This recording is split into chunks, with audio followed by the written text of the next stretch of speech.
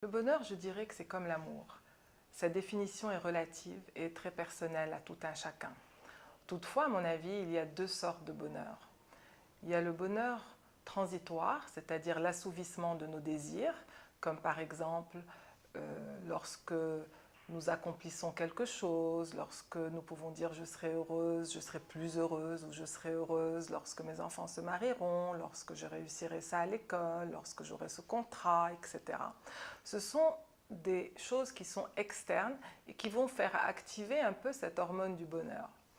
Mais le second bonheur, c'est-à-dire l'autre genre du bonheur, c'est ce que j'appelle le bonheur intrinsèque, qui est présent en chacun de nous. Cette graine du bonheur, comme cette graine de l'amour, qui est présente en chacun de nous, et que l'on peut cultiver, arroser, afin qu'elle puisse croître et s'épanouir, quelles que soient les conditions externes dans lesquelles nous vivons. La chose la plus importante, c'est-à-dire être heureux même dans l'adversité, être heureux même lorsque nous vivons des moments difficiles. C'est ce bonheur cultivé de façon intrinsèque, avec nous-mêmes, avec notre âme, dans le silence, peut s'épanouir par des qualités comme la résilience, comme l'acceptation, comme la gratitude, justement, dans des moments qui nous sont difficiles. La première, à mon avis, est d'abord être en harmonie et en accord avec soi-même. C'est-à-dire que cette connexion à soi soit une connexion qui soit faite et qui se cultive dans l'acceptation de soi. En quelque sorte, pour moi, la première clé, c'est devenir son meilleur ami. Et pour devenir son meilleur ami, c'est d'abord être en totale harmonie avec soi. La deuxième clé du bonheur, c'est être en harmonie avec son environnement. Et être en harmonie avec son environnement, comme certaines études l'ont prouvé, c'est avoir des relations affectives, des relations humaines qui sont constructives, qui sont épanouissantes et qui nourrissent l'âme et l'intellect, qui nourrissent l'âme et l'esprit. Une autre clé, c'est la gratitude.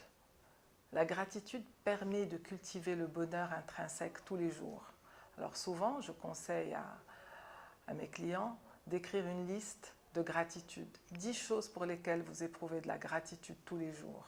Juste le fait de l'écrire, de porter son attention dessus, active l'hormone du bonheur. Et cela permet ainsi de cultiver ce bonheur intrinsèque.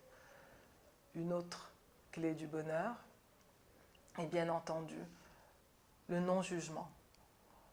Ni de soi, c'est-à-dire le non-jugement de soi et le non-jugement de l'autre.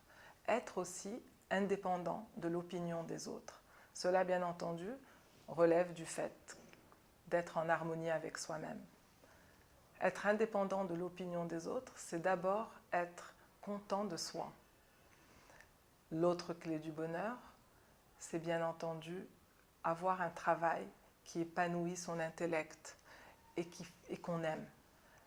La plupart d'entre nous passent plus de, entre 6 et 8 heures, 10 heures, 12 heures, pour d'autres, je sais, beaucoup plus, d'heures en train de travailler.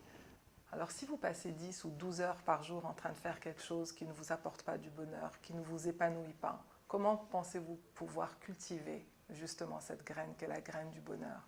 Donc c'est très très important d'aimer ce que l'on fait, d'apprendre à aimer ce que l'on fait.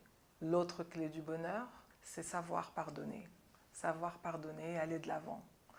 Et pour se pardonner, une des clés du bonheur, c'est d'abord se pardonner à soi, car on ne peut donner à l'autre que ce que l'on a pour nous-mêmes.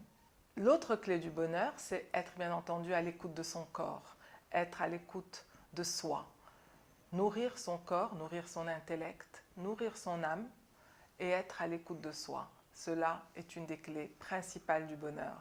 Enfin, l'autre clé du bonheur, c'est être dans le moment présent. Qu'est-ce que c'est qu'être dans le moment présent? C'est-à-dire permettre à son esprit d'être ancré, non pas dans la commémoration d'événements passés qui peuvent être désagréables et qui peuvent nous amener de la peur, ni dans l'appréhension d'une projection d'un futur qui n'est pas nécessairement positif. Ainsi, vivre le moment présent est une des clés primordiales du bonheur. Et la dernière, bien entendu, c'est d'être dans le service et le don de soi. L'un ne peut être heureux que lorsqu'il donne de lui-même, dans le partage et le don, être au service de sa communauté, par son talent, par ce que l'on peut faire, par ce que l'on peut apporter à l'autre. C'est une des clés primordiales aussi du bonheur. Et enfin, je voudrais juste parler de la dernière étude qui a été faite par le département de psychologie de l'université d'Harvard aux États-Unis sur le bonheur, justement. C'est la plus longue étude jamais effectuée, qui a duré 72 ans et qui est toujours en cours, parce qu'on a étudié qu'est-ce qui a fait le bonheur de l'être humain, qu'est-ce qui fait, quels sont les traits, quelles sont les activités qui permettent au bonheur de s'épanouir dans la vie d'un être humain. Eh bien, on s'est rendu compte qu'il y en a 3. Elles se retrouvent toutes. La première, c'est avoir des relations humaines. La deuxième, c'est avoir des relations humaines de qualité. Et la troisième, c'est construire, fonder, avoir une famille, être marié ou être avec son partenaire de vie. Cela apporte la sécurité et cela apporte bien entendu de l'amour. Donc la clé du bonheur, en un seul mot, c'est l'amour.